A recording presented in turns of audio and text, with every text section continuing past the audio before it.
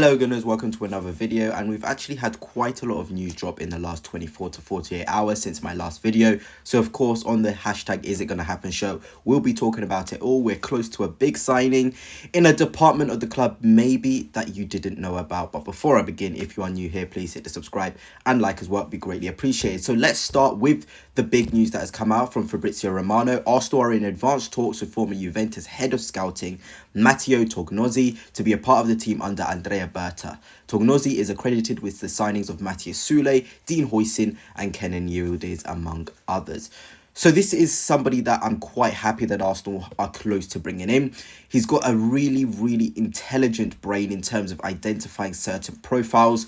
Yes, we are trying to improve our youth setup. We're trying to improve and get players in who can make a contribution to the first team. You know, we've let go a lot of youngsters in this sort of window because of their contracts running out. So we need a massive revamp in that sort of criteria. And someone like Tognozzi has experience of getting really good young players. We've seen Dean Huijsen. He's now joined Real Madrid from Bournemouth. We've seen Kenan Yildiz make a huge impact at Juventus. And Matthias Sule is a massive talent, a right winger, currently plays for Roma and has a bags of ability. So he's really good at identifying these talents. And I feel as though in terms of the levels within the club outside of the players, we needed to improve the department. Of course, Jason Ato has left the club. He's on gardening leave now. So I think Andrea Berta wants to now bring in people that he has experience of working with. And you know, Tognozzi is the sort of man you would see come into the club and you should get excited. You definitely should. It shows that Arsenal are finally now trying to not only become one of the best clubs in the world on the pitch, but off the pitch as well. Talent identification.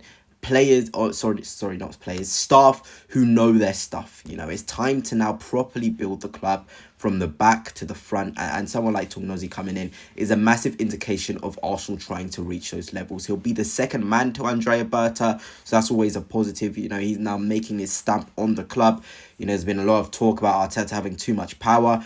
That is definitely not the case regardless, but bringing in someone like Tognozzi means there's going to be a lot of people making decisions on different aspects of the club in terms of recruitment, young, old, whoever, profiles, different sort of things. And this is a massive step forward for Arsenal Football Club. Now let's get on to the big news that came out, and this was from Greece. Arsenal are close to an agreement of 45 million with Genk for Konstantinos Karetsas. So he's 17 years old and he would stay a year in Belgium before joining Arsenal. This dropped quite late. I think it was around 12 a.m. UK time that it dropped, in terms of Arsenal being close to a deal of this magnitude for someone so young. But, you know, he is a very good talent. That's without a shadow of a doubt, a very good talent. But from an Arsenal standpoint, he doesn't actually make sense. We've got a lot of this profile already in terms of right wingers who can play in the 10 spot. He's got a great final ball, decent with contact. Dueling wise, obviously he's not the biggest stature, he's not the strongest in those duels, but he can ride contact. He's obviously made an impact at international level already for Greece. You know, he's a good talent, he really is, and he's played a lot of minutes for Genk this season in the Belgian Pro League. So obviously Arsenal may have identified someone really good, and the reason why you would be inclined to believe a report like this is because it's so spontaneous and it's from a Greek outlet, and they don't just come out. You would just think, why would you just come out for this sort of a deal? It just doesn't make sense. Why would you want to put your sort of outlet on the line for a deal such as this? So it probably has a bit of legs to it. The fee, I would definitely not be happy with a fee like that. Half it and you've got something really good there to work with. Just thinking Max Dallman, Ethan Wanner, we've got Ødegaard as well, who's not old himself. What is going on? What is the plan here with Arsenal? Is it to stack the best young talents like Chelsea? Chelsea have got Esteval and Kendry Pace, one of the best two right wingers. Then they've got Noni Madueke, who's also 23, not young, not that old himself. So that's three players in one position. So are Arsenal trying to follow that Chelsea model? You know, this is sometimes where I think I wish we had a feeder club like a Strasbourg or like a Girona that City and Chelsea have, to send these players over there as a first initial deal. And if they do really well, they can come to us. You know, Savio has done that. He's come well. Andre Santos went on loan to Strasbourg and he's done well, and he'll come to the Chelsea squad. This is what Arsenal need, a feeder club who we can send these young players that we're going to spend a lot of money on to develop and really buy their trade, you know, and hit their mark at top divisions. I feel like that is certainly Arsenal, the next step in trying to build this dynasty that we want to be building. Obviously, I've talked about his stats. He's got 5 GA in 36, played a lot of minutes. Experience for someone who's just 17 to play that many minutes consecutively in 2 seasons. So obviously, there's going to be a lot to work with him. Also, a report came out. Arsenal have added Morgan Rogers to their list of attacking targets. However, any deal to acquire the player from Aston Villa would be costly. Been a lot of talk about different names being on the Arsenal attacking list. And I get it, for you Arsenal fans, for me, it's frustrating. You just want to know who is the main guy. We want a David Ornstein bomber. We want a big exclusive from the Fabrizio Romanos. We want the big sort of thing to come out and be like, he is our guy. We're bidding for him. A bid has been made. Contact has been made. And, well, you know, it's just not happened. But someone like Morgan Rogers being added to the list gives you hope that Arsenal are looking for a sort of profile like that, who can carry the ball, a progressive 10, somebody who can receive in the pockets. You know, you're thinking about the other players that could do that. Xavi Simons, Morgan Gibbs-White. They quicken the attack up. You know, I wouldn't be mad at all with a Morgan Rogers. But obviously, it's just another name to add into the hat. So I'm just going to take this with a pinch of salt. Another one is Arsenal are interested in signing Igor Paixão.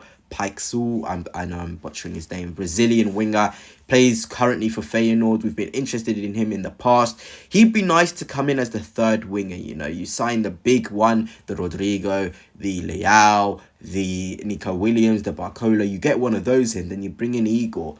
Then you've got someone really good to work with there. He's still young, 23, making an impact in games, good in tight spaces. He's a really coachable asset to have in the squad, but not as a main winger signing for sure. But he's got abundance of talent.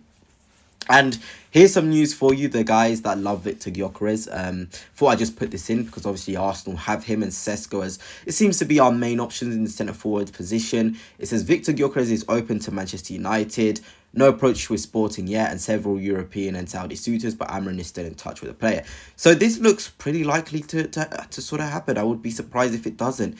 It's always been a question of if Victor Gyökeres actually wants to go to Manchester United. And then you're thinking now, Cunha, Gyökeres and Mbeumo, would I be wrong in saying that's a better front three than Arsenal's Nelly, Havertz and Saka? I would definitely say that, and that's a big problem. But look, you know, Gyökeres wanted 300,000 a week, and look, Mbeumo wanted 300,000 a week. United are one of the only teams that are willing to pay that, so we can't be too upset with it. I've always been Team Sesko at the end of the day, but it was just interesting to put this in there to show you guys that Gyökeres seems to be either heading to Italy or to Manchester United, but it's still very early days in the transfer window. And I just wanted to talk about this. Arsenal are the most profitable club in Premier League history. Arsenal could easily spend over 200 million in the window and have no PSR concerns. So that's there. That's that. You know, we don't need to be treading carefully in the market. And there's been a lot of talk about Arsenal fans. Why are Liverpool, why are Chelsea and why are Man City moving so quickly? They've got the Club World Cup, so they need to move quickly. That's a huge prize fund for winning that. As for Arsenal and other clubs, the window really does open on July, a new financial year where spending can happen. Clubs don't want to spend now because it will impact this season's financial records and could impact their ability to spend in next season's financial year. It's a big sort of sentence to say, but you know, I think Arsenal will probably get going in July when they've now entered the new financial year.